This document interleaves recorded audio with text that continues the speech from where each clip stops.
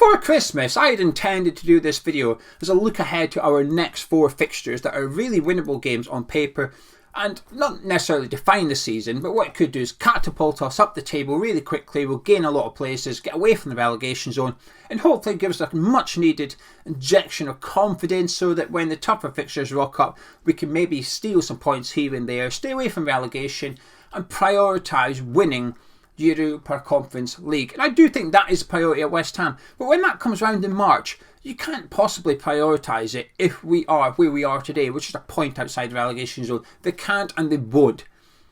But we'll deal with that till then. But that was my intentions anyway.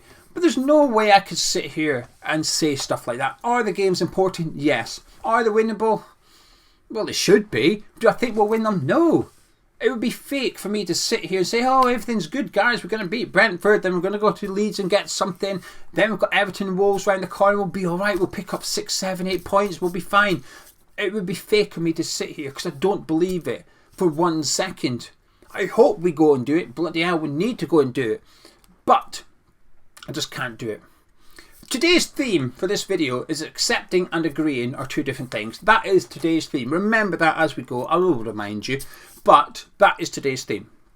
And I'm going to go back to the Leicester City game. Our last game before the World Cup break. When that final whistle went, the board had a decision to make. Were they going to stick with David Moyes or were they going to dismiss David Moyes and try and get somebody else in? Other clubs had the same decisions. Some other clubs took the option to change their manager. Likes of Everton decided to stick with their manager as well. The decision was there and had been made quickly, and they did, to be fair. Sort of the news leaked out immediately after, even before the Leicester game. It doesn't matter what happens, we're going to stick with David Moyes. Now, in a normal season, I get it. I accept it. I don't necessarily agree with it, but I get it completely. It was our 15th Premier League game. I get why they would stick with David Moyes, the man who's given them 2.5 good seasons. And I'm changing my terminology on that. Before, I just say 2.5 years. And I think that sort of masks our league form. 2.5 years makes it sound like we've had decent form or inconsistent form maybe, where we've gone through purple patches and tough patches, blips, up and down for 2.5 years. But we haven't. We've had 2.5 good seasons, I think. Last season, finished 7th, got to Europa League semi-final. On paper, that's a good season. But what it does do is it hides our league form. Since January, the whole of this calendar year, we've been really, really poor. 10 losses in our last 16 games. 5 wins in our last 23. That is horrific form. That is not good enough at all. So I'm changing my terminology to 2.5 good seasons under David Moyes. I think we've had 2.5 good seasons before this one. So the board decide we're going to stick with that manager. We're going to stick with that guy. We're going to give him time. We're going to give him games to rectify this situation, turn it around, get us away from the relegation zone so that we can focus on that European tournament come March onwards. Like I said, normal season. I accept it. Don't necessarily agree with it, but I accept it because the next game's usually a week away, 2 weeks away. You're down 19, 20 games into the season before the January window's even here. I get it. But this isn't a normal season. It's a unique season with that 6-week World Cup break. And the board had a decision to make and they decided to stick with David Moyes. Even though it's a unique season, I accepted it. I didn't expect Moyes to be sacked. You know this if you tuned in the videos. I didn't expect him to be sacked at all. The messaging was clear before the Leicester game, before the Crystal Palace game. Doesn't matter what happens, Moyes will be the manager for the Arsenal game. Again, I didn't agree with it, but I accepted it. I didn't really have a choice. You don't really have a choice, unfortunately. So as soon as that decision was made, as soon as the board had backed their manager, the 6-week opportunity moved from the boardroom to the management team. The boardroom had the opportunity at the start, decided we're not going to take it, we're going to stick with Moyes. That 6-week opportunity then went to the management team, to David Moyes. Moyes, Mr. Moyes, David Moyes, Moyesy, Gaffer, you've now got 6 weeks to change something. The boardroom have decided to make no changes. You cannot do that. You have to make changes, plural. They call it the reset button. Call it whatever you want. Something needed to be different when West Ham returned to the Premier League. A 6-week pre-season essentially, in the middle of the season. Huge opportunity for every single club. For some clubs, it is possibly bad news. I'd forgive Arteta if he was dreading that World Cup break. I'd forgive him if he was a little bit worried about coming back. Hang on, are we still going to have the momentum? Are we going to have the swagger? A lot of my players have been at the World Cup. Is it good? Is it bad? We don't know. I'd forgive them. But for clubs like West Ham, it could only be a good thing to get away from that rut, to get out of that form, to get back on the training pitch for 6 weeks, work on things, work on tactics, go back over the first half of the season. What's going wrong? Who's not playing well? What's happening? How can we fix it going forward? Come up with answers, plural, solutions, plural, tactics, plural. And last night, what I saw, it was like we played Leicester last week. It was like we'd had a handful of days on the training pitch, and that was it. I didn't see anything different. There was 1 or 2 differences. Paqueta was a bit deeper. But is he deeper because Moyes has decided that's how we're going to play Lucas Paqueta? Or was he deeper because we were playing Arsenal and we don't want to play number 10? I'm not going to apologise for being sceptical and assuming that when we play Brentford on Friday, Paqueta will be back into that number 10 role. It was only because we were away to Arsenal that he played deeper. I'm not going to apologise for not having confidence that Paqueta's been moved 10 yards deeper on the pitch and he's going to start playing from that type of position between now and the rest of the season. I don't think he will. I'm not going to apologise for, has Moyes got a couple of cards up his sleeve he just didn't want to show against Arsenal? The plan against Arsenal was going to differ from our next 4 fixtures. It should. Playing away to Arsenal the way we played last night, on its own, isolated, I get it. I completely understand. Again, accepting, agreeing, 2 different things. I accept why Moyes would go to the Emirates and park the bus essentially and try and get a bit lucky on the counter-attack. It worked for the first 45. We were 1-0 up. Were we a bit lucky? Yeah, we were. But you need a little bit of luck when you go to the Emirates. The first half, I thought we were playing okay. I thought Antonio was holding the ball up well. Jared Bowen was getting forward really well. Souček was winning everything in the air. Defensively, they were pretty solid. Fabianski didn't have that much to do in the first half. But all that disappeared in the second half. But my point is, those tactics away to Arsenal, I accept. But we can't play like that at home to Brentford. We can't. And this is my problem. Do I trust that Moyes has got those cards up his sleeve that he's going to pull out and we're going to see something different against Brentford? We're going to see a new approach. We're going to see something that we've been working on for the last 6 weeks? No. I've got very, very little. I wouldn't even call it confidence. I've got a little bit of optimism. That is it. And that's not because of the manager. That's just because I'm a West Ham fan. That will always be there. I've watched the game back this morning and I'm even more frustrated now than I was last night watching the game. I don't even know how that's possible. I'm trying to watch it emotionless. I usually can. But this morning, I found myself getting wound up watching the game when I know what's going to happen. I know Declan Rice is going to get bodied by Saka. I know Fabianski is going to get beaten at his near post. But I still found myself getting wound up watching it happen. And I think it's because I've seen it. That other 15 Premier League games, I've seen it in most of those. And I feel confident that I'm going to see it again in the next 4 games, which are really winnable fixtures on paper. Now, this would have been, this 5 games, forget the Arsenal one, the next 4 would have been a fantastic opportunity for a new manager to come in and just do something different. Do something different. Thomas Frank wouldn't know how to set up against us. Jesse Marsch, we didn't know how to set up against. It's a new manager. How do you set up against West Ham now? We don't know. But we've got David Moyes still. Thomas Frank knows how to set up against us. They beat us twice last season. That's when we had a good season. We finished 7th. Brentford still beat us twice. Jesse Marsch will know how to set up against David Moyes. There's no surprises here. It's the same again. And I keep talking about 6 weeks. It wasn't even 6 weeks, was it? What was it, 4 weeks maybe? I agree with the players having a week or 2 off at the start of it and coming back for 4 weeks. I get it. It's healthy to go away, have a break, spend time with your family. It's important to, I guess, if we're going to listen to players that criticise David Moyes, whether it be Alex Kral or more recently Vladimir Suval, we're going to listen to them.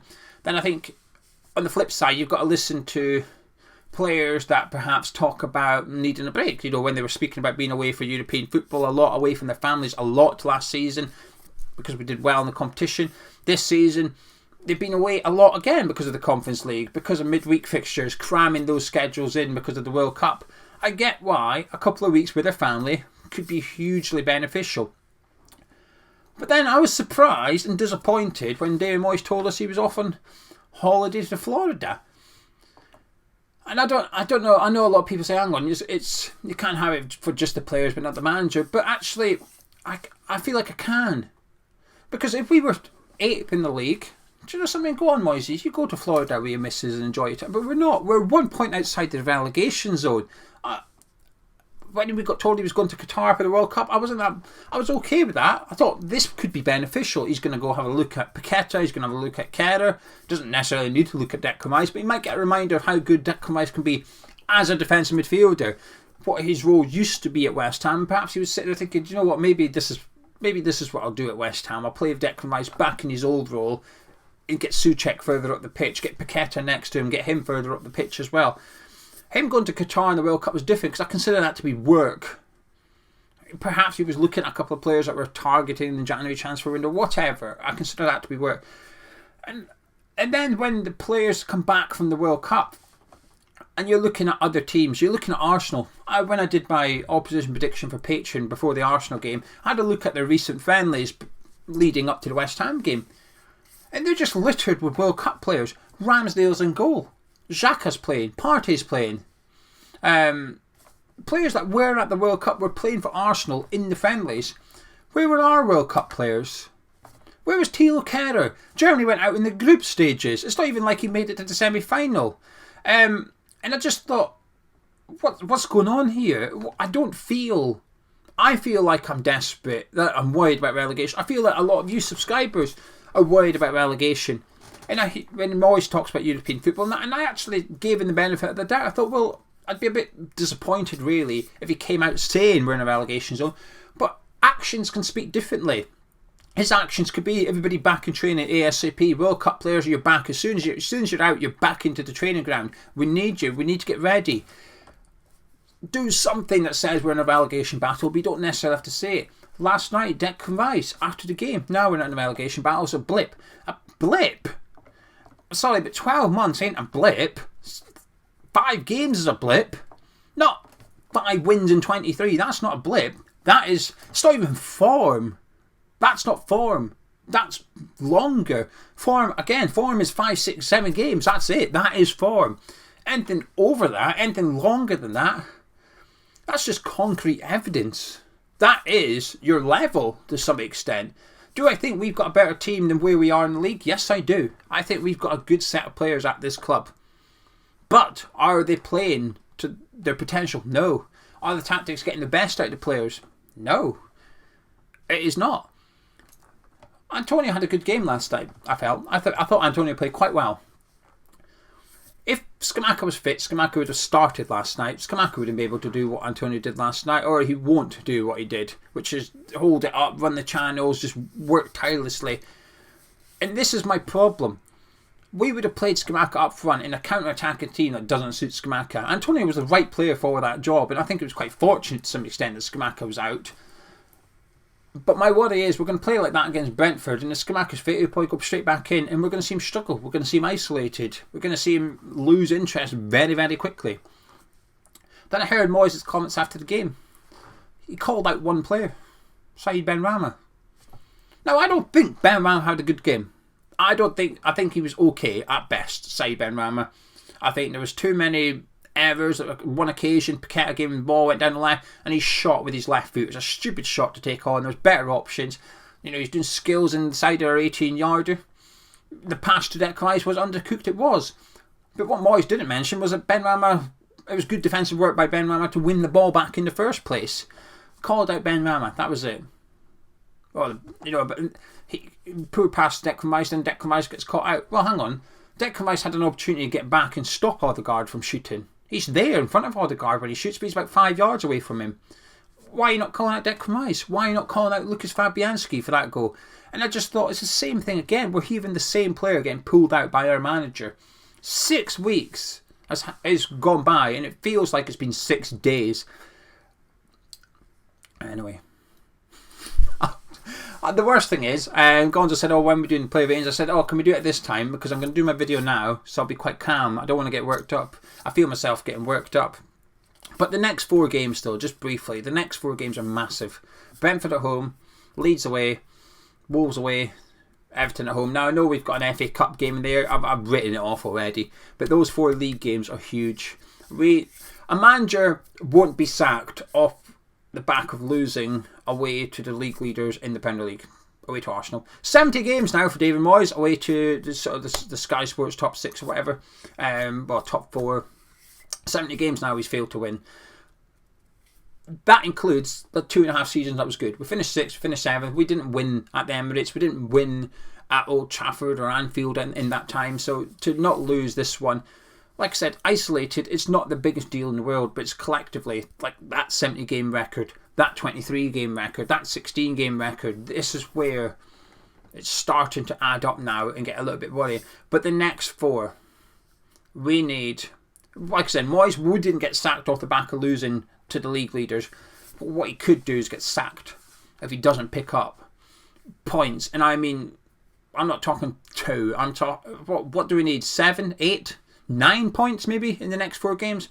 We need a lot of points in the next 4 games, because the 3 games after that, Newcastle, Chelsea and Tottenham. It might be Tottenham, Chelsea, I don't know. It's definitely Newcastle followed by Chelsea and Tottenham in one order or the other. That's 3 very difficult games. Right now, if I was to say to you how many points we're getting from them 3 games, I know you're all sitting saying 0. So the next 4, we need to make sure we're picking up lots of points so that we go into that 3 with a little bit of confidence, a little bit of optimism, some players in good form. But in order to do that, we need something that we've been working on for the last 4 weeks, not 6, then we're off for 2. The last 4 weeks in the training ground, we need to see the benefits of that against Brentford on Friday night. And right now, I'm not very confident whatsoever that we're going to see anything different. It'll be the same old, and I think the outcome will possibly be the same old. How long does David Moyes have? We got told before, during the 6-week break, it'll be 3 games. He's got Arsenal, Brentford and Leeds, and he had to get 4 points. That's not enough. 4 points ain't enough. Then what? What happens? Let's just say he beats Brentford and draws against Leeds. Then what? Can he lose against Wolves and Everton?